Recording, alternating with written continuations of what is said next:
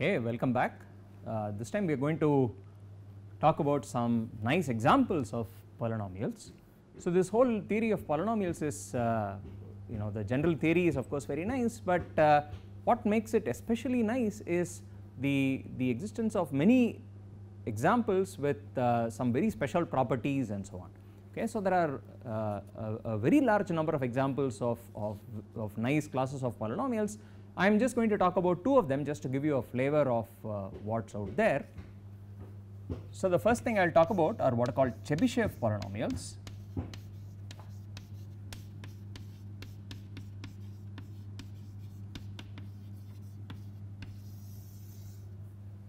Sometimes called the Chebyshev polynomials of the first kind. There is also a second kind. Now, where do these arise from? So, to sort of better appreciate this, what one needs to recall is a little bit of identities from trigonometry.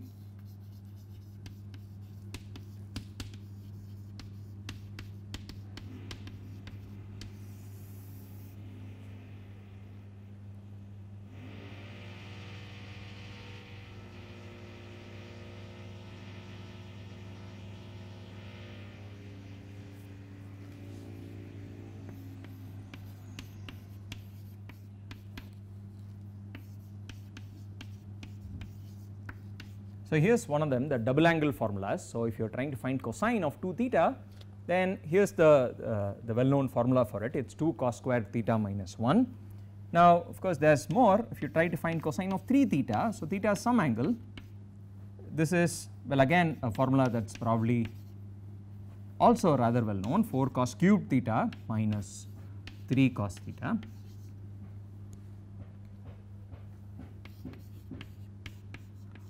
Similarly, cos of 4 theta, if you wish, can be computed from cos 2 theta by thinking of it as cos of 2 times 2 theta.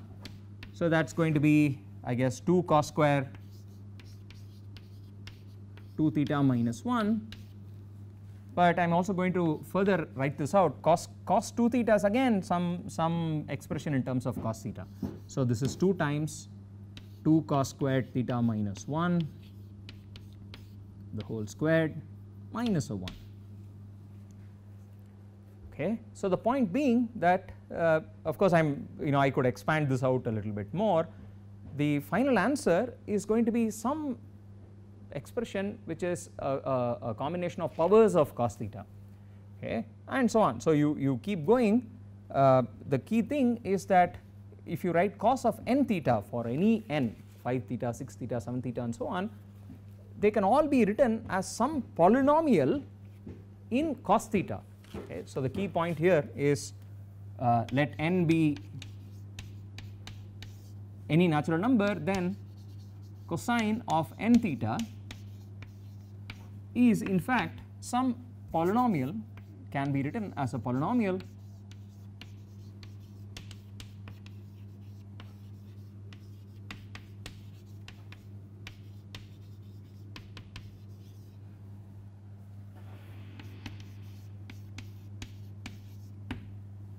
polynomial in cos theta.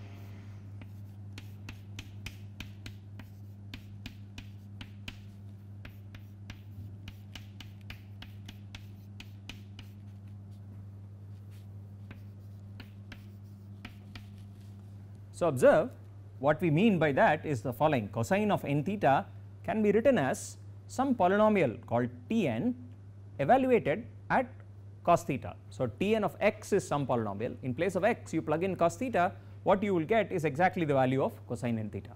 Okay, so, let us see what do we mean here in our examples. If you put n equals 2, consider the polynomial T2 of x, which is 2x squared minus 1. Now, if you plug in x equals cos theta, then that is going to give you 2 cos squared theta minus 1, which is exactly cosine of 2 theta. right. Similarly, you take the second polynomial that I wrote down there, 4x cubed minus 3x, you plug in x equals cos theta, it is 4 cos cubed minus 3 cos, and that is exactly cosine of 3 theta, right. So this is what we mean in general. There is a sequence of polynomials t0, t1, t2, t3, t4 and so on, such that in place of x you put cos theta, what you get is exactly the value of cosine n theta. Okay. So first let us see, why is this statement even true? Why is it true that cosine of n theta can be written as a polynomial in cos theta, and also simultaneously what these polynomials Tn look like. So to do this, so let us recall the identity for addition of angles. So I am going to write the following identity down. Let us look at cosine of n plus 1 theta. Okay, so that is just cosine of n theta plus theta. So it is like cos of a plus b. So the addition formula says it is cos of a times cos of b minus sine of a sine of b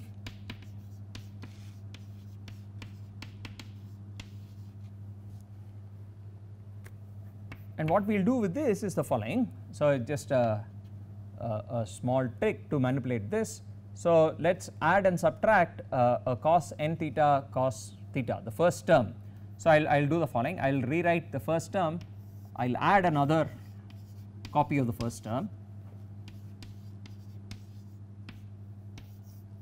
and subtract out what I have added.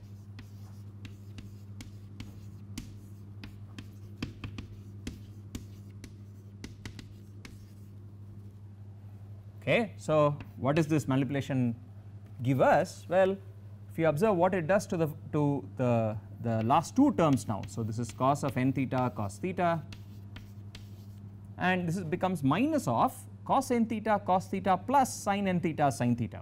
Okay, so let me just do it right here. So this is a minus and that is a minus, so I can put them together with a plus, but that is again the identity, but now for the difference of the angles. So that is now cos of a minus b, so this becomes minus cos of n theta minus theta, so that is n minus 1 theta. Okay, so what does this tell you? Well, it says that if you look at this polynomial t n plus 1x, so let us look at the left hand side. If we grant that it is a polynomial t n plus 1 evaluated at cos theta, that is the left hand side. The right hand side is, well, what is it?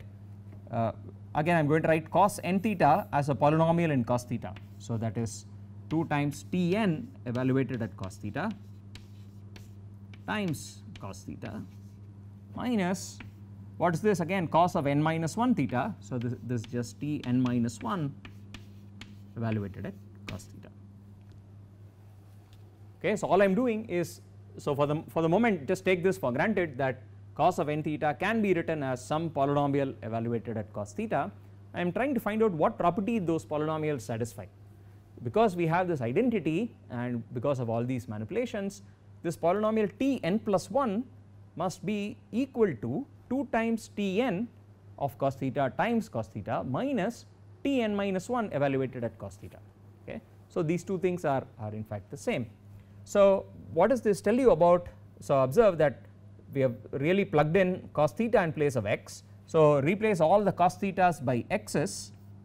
In other words, it says that this polynomial t n plus 1 evaluated at x is in fact 2x, so the cos theta here is an x, minus t n minus 1 of x.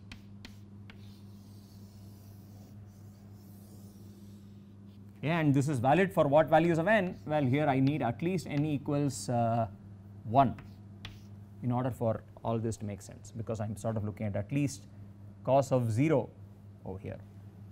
Okay, so t n plus 1 of x is just 2x t n x minus t n minus 1 x.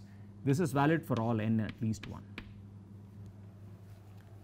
Okay, so in fact these polynomials t n's that we are trying to understand here are given by this very simple formula here.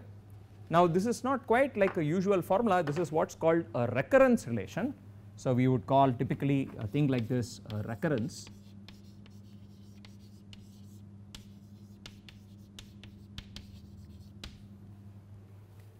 Because it gives you a formula for Tn plus 1 in terms of lower Tn's, in terms of Tn and Tn minus 1. It does not give an explicit formula for the Tn itself, right, but just in terms of the lower Tn's. But that is still quite a valuable piece of information because it allows us to quickly compute the first few values. So observe, so let us just use that to write out this table here.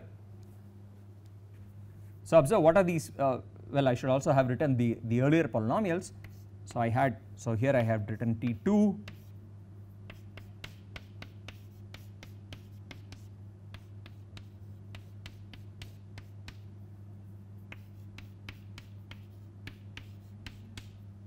(4x cube minus 2x). So observe, in fact we also know what T1 and T0 are. T1 is just, T1 is supposed to be what? If you plug in cos theta as a polynomial in cos theta, right. So that is just the polynomial x itself. So T1 of x is just x. T0 of x is, I plug in place of n I plug in a 0, so it is cos of 0, that is just the constant 1. So in fact T0 of x is the constant polynomial 1, T1 of x is the polynomial x, the next guy is 2x squared minus 1, 4x cubed minus 2x and so on. So now let us just calculate, say maybe okay, let us just see whether this recurrence relation actually holds true. So what does the recurrence relation say? T2, we should already be able to figure out T2 from there. So remember this is the recurrence relation, Tn plus 1 of x is 2x Tnx minus Tn minus 1x. So I will plug in n equals 0 here, or rather n equals 1 here, I will get that T2 of x is 2x T1 of x minus T0 of x. Okay, so let's do it there. So T2 should actually have been 2x times T1 minus T0, and this is what, 2x times x minus T0, so 1, that is exactly 2x squared minus 1. Let us compute T3 in a similar fashion. T3 according to the recurrence relation should have been 2x times T2 of x minus T1 of x. Okay, so let us use this to calculate. It is 2x times T2 of x is 2x squared minus 1, T1 of x is x, so that should be 4x cubed minus 2x minus x, which is minus 3x. Right. So observe that the well known values of T2 and T3 can actually be obtained in terms of the preceding values by using the recurrence relation. So similarly if you did T4, it would just be, you take 4x cubed minus 3x, you multiply it by a 2x and you subtract out the previous term. So T4 should actually be 2x times T3 minus T2. Okay, and of course one can just work that out in full, see if it matches up with the thing that we already had. Okay, so that is these polynomials here are what are called the Chebyshev polynomials. So Chebyshev, so Chebyshev.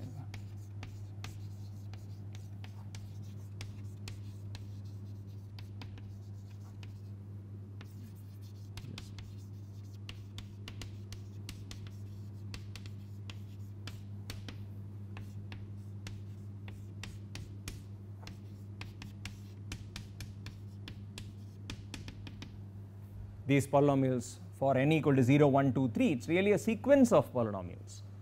Now what are the main properties that we have sort of encountered so far? Well, the first thing is that they satisfy a recurrence relation. That's one of its most important properties.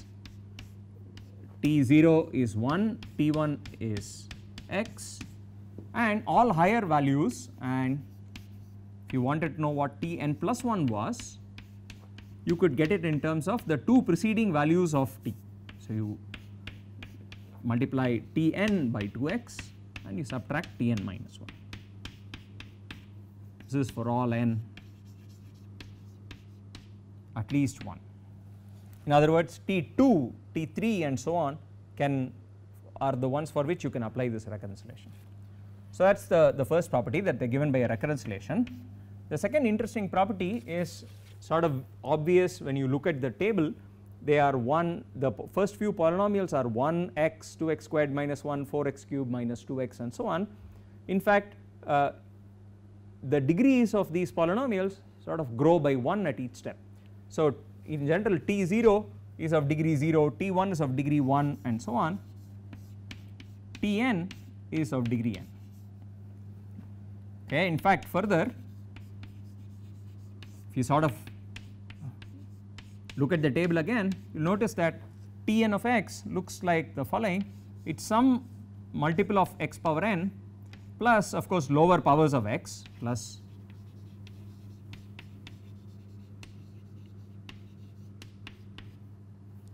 plus linear combinations of lower powers, but this leading coefficient, the coefficient of x power n is in fact a power of 2. It is 2 power n minus 1. Okay. So here for instance I have 2 power 1, this guy is 2 squared, this is 2 cubed and so on. So this is true for, let us see what values of n, at least 1. It looks like this for n at least 1.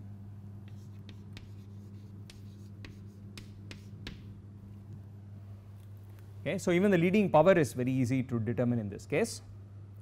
And what are the other properties that one notices from just the table is that Tn of x only contains, so for instance T2 only has x squared and the constant term, it does not have an x term. Similarly T3 has x cubed and x, it does not contain x squared or a constant. In other words, if you take Tn and if n is even, it will only contain even powers of x, and if n is odd, it only contains odd powers of x. Okay. So I am sort of stating various interesting properties without proof really, but each of them can be proved rather easily. So let us see, Tn of x is only has even powers of x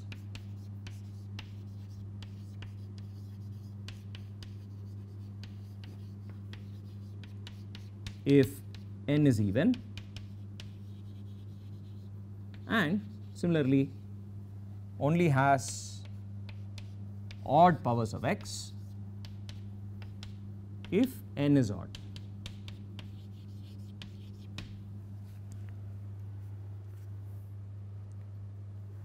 Okay. So it has that very nice property.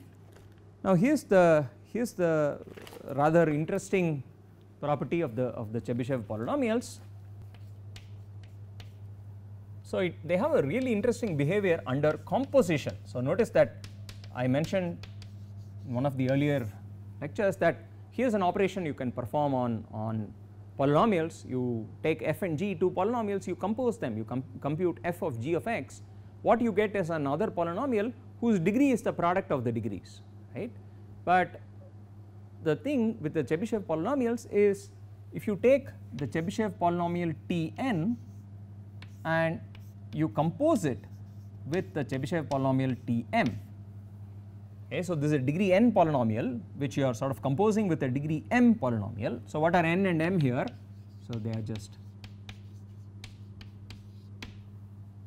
greater than or equal to 0. What this gives you is, well, in general it is a polynomial of degree n times m, right. So that is the best you can say, but in fact it turns out to be the Chebyshev polynomial itself of degree nm. Okay. So it is rather interesting that when you compose two Chebyshev polynomials, the answer is again a Chebyshev polynomial. Okay.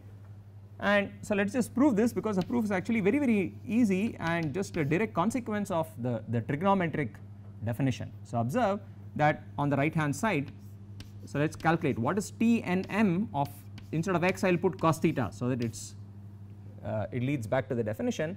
If I plug in x equals cos theta on the right hand side, Tnm of cos theta is by definition just whatever you get when you compute cos of nm theta. So you take cos of this multiple of theta, you write it in terms of cos theta. that is exactly this guy Tnm of cos theta, but this thing here can actually be thought of as cos of n times m theta. And notice that in fact we did this initially when we were trying to compute cosine of 4 theta. We said 4 theta is 2 times 2 theta. So if you know the answer for cosine 2 theta, you can use that to do the next calculation. So this is similar. If you want to compute cosine of nm theta, it is cosine of n times m theta, and think of this as your new angle, m theta as your new angle. So it is like trying to find cosine of n times an angle, but that is again given by the Chebyshev polynomial. To find cosine of n times alpha, you just have to compute Tn of cosine alpha, where alpha now here is m theta.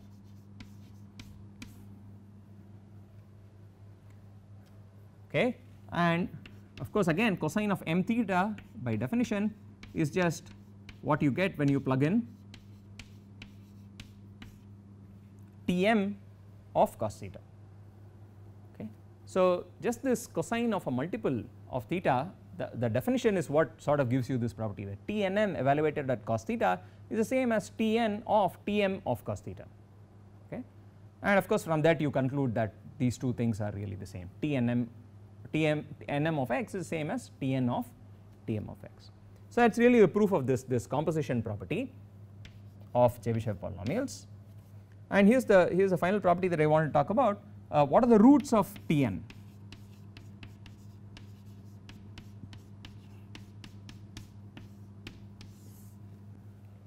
So if you want to figure out what the roots of this polynomial are, well, here is what you have to do.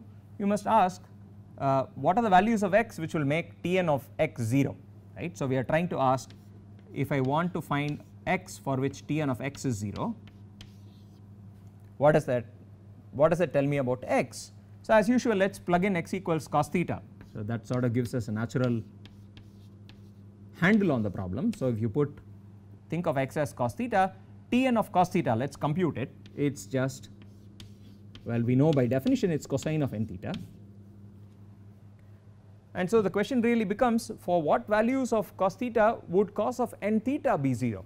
So to find a root, it is really the same as trying to solve this problem. We want to figure out values of theta for which cosine of n theta is 0, and of course that is a very easy problem, right. So we know exactly when cosine becomes 0. So what are the roots? These are exactly, so what are the values of theta? So we are now looking at, let us see, so the roots. So let me just write down the statement. So the roots of Tn of x are the following numbers: cosine of theta, where theta is basically of the form 2k minus 1 divided by 2k times pi.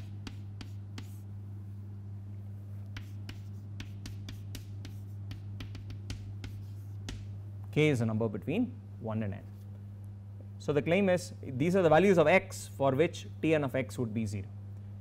Okay. So let us see, if you plug in, let us just check that this is true. If you take x to be this value, so let us just check. Suppose I plug in, so what is Tn evaluated at this number, for instance. So you take k to be anything between 1 and n, and let us try to evaluate Tn at cos of this number.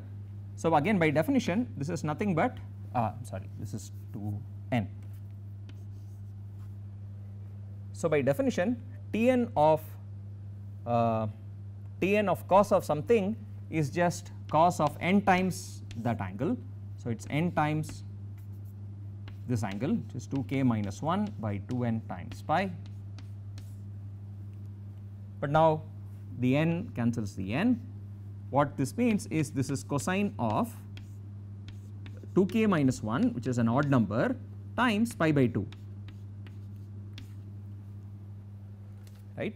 But cosine of an odd multiple of pi by 2, so it is either pi by 2, 3 pi by 2, 5 pi by 2 and so on, cosine of odd multiples of pi by 2 is exactly 0. So this is in fact 0.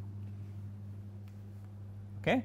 So each of these numbers, if you take x to be this number and evaluate Tn on this number, what you are guaranteed to get is in fact a 0. Okay. So here are the roots of the Chebyshev polynomials. So what that means is in fact the following it implies the following fact, that you can actually, since you know all the roots, remember we have done this again once before, if you know the roots you can factorize the polynomial. You can write Tn of x as, what is it, each of these roots will contribute a factor. So this is just product of x minus cosine of 2k minus 1 by 2n times pi. So it is x minus this, where k runs from 1 to n. So these are the n roots, n distinct roots of this polynomial Tn. So each of these will in fact be a factor of Tn. So we have this, but of course there could be a constant in front, right. So these will not capture the constant in front, but again remember that was one of the things I said, Tn of x looks like 2 to the n minus 1 times x power n. So this should really be, the constant in front is exactly the leading coefficient 2 to the n minus 1. Okay, so here's the final fact which you more or less can deduce from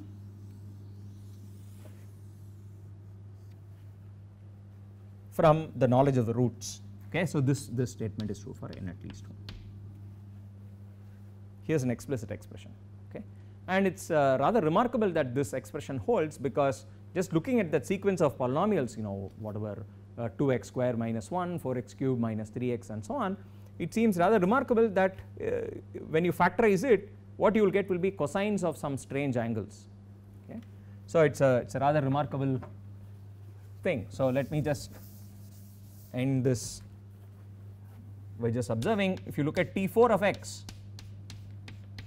so just plugging in this formula, here's the example. If you take T4 of x, it's in fact 2 cubed, that's n minus 1, times x minus, what are we going to get, cosine of pi by 8, x minus cosine 3 pi by 8, 5 pi by 8 and 7 pi by 8.